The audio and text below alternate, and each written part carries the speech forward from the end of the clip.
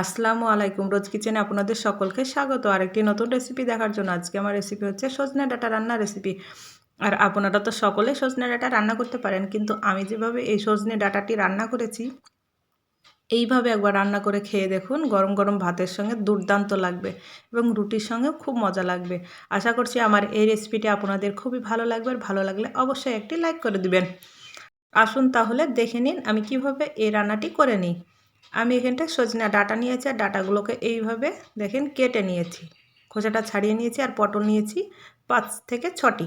পটলগুলোকে খোসা ছাড়িয়ে এইভাবে লম্বা করে কেটে নিয়েছি। এখানটায় আমি সরিষা বাটা দিব, সেই জন্য আমি সরিষাটা বেটে নিচ্ছি।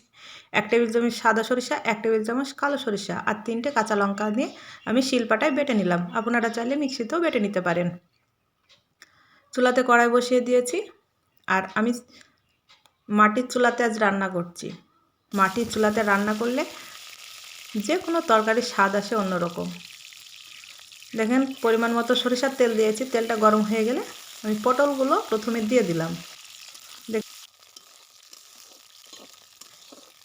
দেখেন একটু পটলগুলোকে ভেজে নিচ্ছি। আর আমার ক্যামেরা ধরার জন্য কেউ নেই, একটু নড়াচড়া করছে, আপনারা কষ্ট করে একটু দেখে নিন। পটলটাকে কিছুক্ষণ ভাজার পর একটি বড় সাইজের আলুকে এইভাবে কেটে দিয়ে দিলাম। আলু আর পটলটিকে আরেকটু ভেজে নিচ্ছি। এখন ভাজা হয়ে গিয়েছে, এই পর্যায়ে ডাঁটাগুলো দিয়ে দিচ্ছি।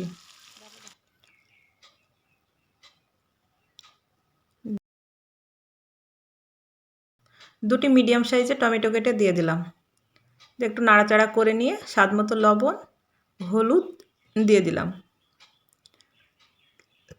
আপনারা যে পরিমাণে রান্না করবেন সেই পরিমাণ অনুযায়ী সব কিছু দিয়ে নেবেন। দিয়ে ভালো করে এইভাবে মিনিট 5 ভেজে নিব। ডাঁটার যে কাঁচা গন্ধ থাকে সেটা চলে যাবে, আর খেতেও কিন্তু দুর্দান্ত লাগবে। আর এখানটা আমি 8 থেকে 10টি রসুনের কোয়া আর নিয়েছি 1 টুকরো আদা আর মিডিয়াম সাইজের একটি পেঁয়াজ দিয়ে বেটে নিলাম। দেখেন আমার ডাঁটাগুলো আর পটলটা দেখেন এইরকম ভাজা ভাজা হয়ে গিয়েছে। দিয়ে প্রথমে আমি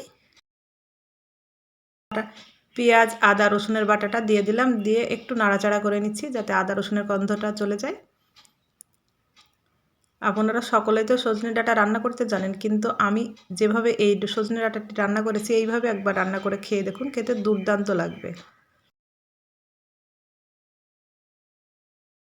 হাফ চা চামচ জিরা গুঁড়ো আর হাফ চা চামচের একটু কম আমি ধনিয়া গুঁড়ো দিয়েছি। আর দিয়েছি সরিষা বাটাটা, যেটা আমি বেটে রেখেছিলাম সেই সরিষা বাটাটা দিয়ে দিলাম। দিয়ে আমি ভালো করে দেখেন কষিয়ে নিব।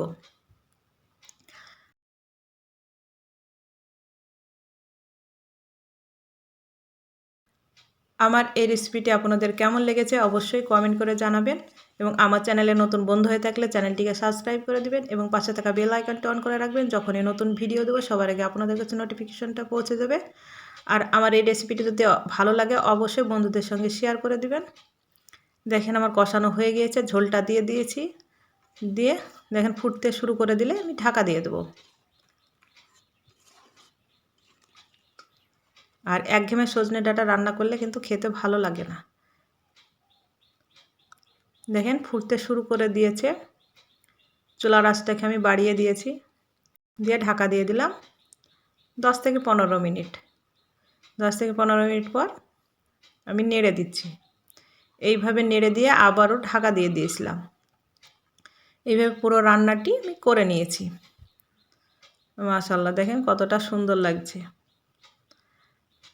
আপনারা বাড়িতেও একবার হলো এইভাবে রান্না করে খেয়ে দেখুন, সত্যি বলছি খেতে অসাধারণ লাগবে। দেখেন আমার রান্নাটি প্রায় শেষের দিকে, আর দেখতেও কতটা সুন্দর লাগছে, খেতে কিন্তু ভালো লাগবে। আপনারা গরম গরম ভাতের সঙ্গে কিংবা রুটির সঙ্গে খেয়ে দেখুন, খেতে দুর্দান্ত লাগবে।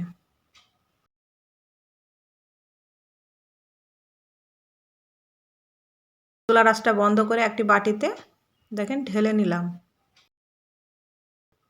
মাশাআল্লাহ দেখেন কতটা সুন্দর লাগছে আর কতটা লোভনীয় লাগছে। আপনারাও একবার হলো বাড়িতে এইভাবে সজনে ডাঁটা পটল দিয়ে রান্না করে খেয়ে দেখুন, খেতে দুর্দান্ত লাগবে।